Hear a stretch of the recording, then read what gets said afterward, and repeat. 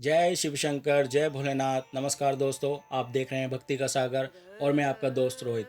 दोस्तों, श्रावण महामात्म यानी कि श्रवण मास की कथा आज हम प्रारंभ करने जा रहे हैं, जिसका पहला अध्याय, जिसमें शौनकादि ऋषियों ने सूत जी से कथा सुनते वक्त कहा, हे सूत, हे महाभाग, आपके मुख कमल से अनेक व्याख्यानों को सुनने के बाद हम लोगों की तृप्ति नहीं होती, अपितु बार बार सुनने की इच्छा बढ़ती जा रही है। तुला राशि में स्थित सूर्य में कार्तिक मास महत्व, मेष राशि में स्थित सूर्य में बैसाख मास, इसके साथ उन मासों के जो भी धर्म है उन्हें आपने भली भांति कह दिए। यदि आपके मत में इनसे भी अधिक कोई मास हो तो आप उसे अवश्य कहिए, जिसे सुनकर हमारी ओर कुछ सुनने की इच्छा ना रहे। अब वक्ता को श्रोताओं से कुछ छुपाना नहीं चाहिए। वक्ता यानी कि सुनाने वाला और श्रोता सुनने वाले। सूत जी बोले, हे मुनियों, आप सभी लोग सुने, मैं आप लोगों से अत्यंत संतुष्ट हूँ। आप लोगों के सामने मेरे लिए कुछ भी गोपनीय नहीं है। एक समय प्रतिभाशाली सनत कुमार ने धर्म को जानने की इच्छा से परम भक्ति से युक्त होकर विनम्रता पूर्वक इस बार भगवान से पूछा, हे महाभाग, हमने आपसे अनेक व्रतों तथा बहुत प्रकार के धर्मों का श्रवण किया, फिर भी हम लोगों के मन में सुनने की इच्छा है। 12 मासों यानी कि 12 महीनों में जो मास सबसे श्रेष्ठ, अत्यंत प्रिय और सभी कर्मों की सिद्धि देने वाला हो, और अन्य मास में किया गया कर्म यदि इस मास में किया जाए तो अत्यंत फल प्रदान कराने वाला है। हे देव, उस मास को बताने की कृपा कीजिए। ईश्वर बोले, हे सनत कुमार, मैं आपकी इस जानने की इच्छा और भक्ति से प्रसन्न हूँ। मैं अत्यंत गोपनीयों को भी आपसे बताऊंगा। 12 मासों में श्रवण मास मुझे अत्यंत प्रिय है। इसका महत्व सुनने योग्य है, अतः इसे श्रवण या सावन कहा गया है। इस मास में श्रवण नक्षत्र युक्त पूर्णिमा होती है, इस कारण से इसे श्रावण कहा गया। इस पृथ्वी लोक में कौन समर्थ हो सकता है, जिसके फल का पूर्ण रूप से वर्ण करने के लिए ब्रह्मा जी 4 मुख वाले हुए, जिसके फल की महिमा को देखने के लिए इंद्र नेत्रों से युक्त हुए, 1000 नेत्रों से युक्त हुए, जिसके फल को कहने के लिए शेषनाग 2000 जीवाओं से संपन्न हुए। इसके महत्व को देखने और कहने से मैं कोई समर्थ नहीं है। हे सनत कुमार, इस महीने में एक भी दिन ऐसा नहीं है जो व्रत रहित दिखाई देता हो। इस माह में सभी तिथियां व्रत युक्त हैं।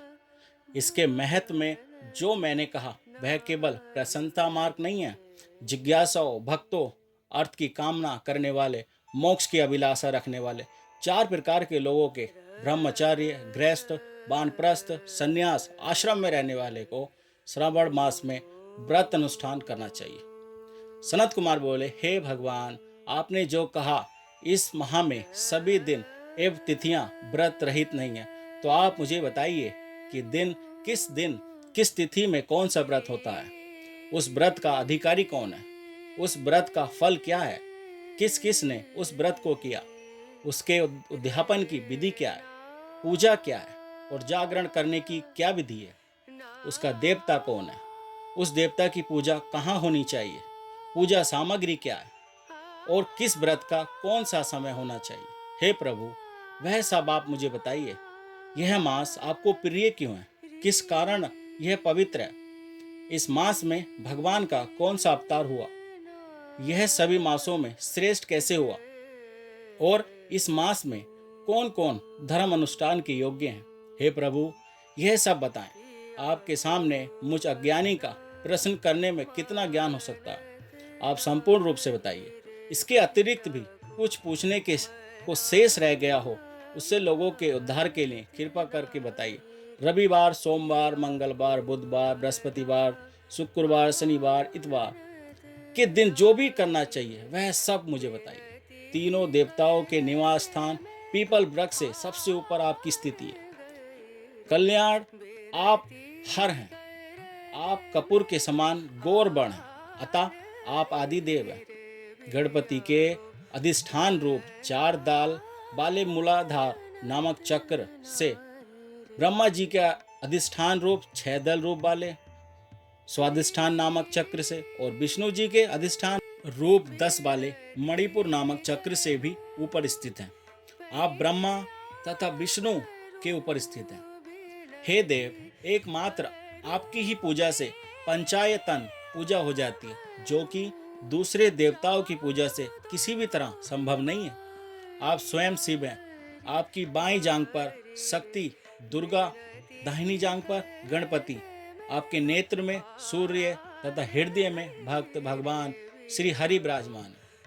आप शमशान में तथा पर्वत पर निवास करते हैं। ऐसा महर्षियों ने कहा, जगत का संहार करने वाले हलाहल को गले में किसने धारण किया? महाप्रलय की काल अग्नि को अपने मस्तक पर धारण करने में कौन समर्थ था? संसार रूप कामदेव को किसने भस्म किया? आप ऐसे हैं जो आपकी महिमा का वर्ण करने में कौन समर्थ है? मैं एक तुच्छ प्राणी भी करोड़ों जन्मों में भी आपका प्रभाव का वर्णन नहीं कर सकता। अतः आप मेरे ऊपर कृपा करके मेरे सभी प्रश्नों का उत्तर दीजिए, हे ईश्वर। साथियों, इस पहले अध्याय में सनत कुमार द्वारा पूछे गए सभी सवालों के जवाब हम दूसरे अध्याय में भगवान शिव शंकर के मुख से जानेंगे।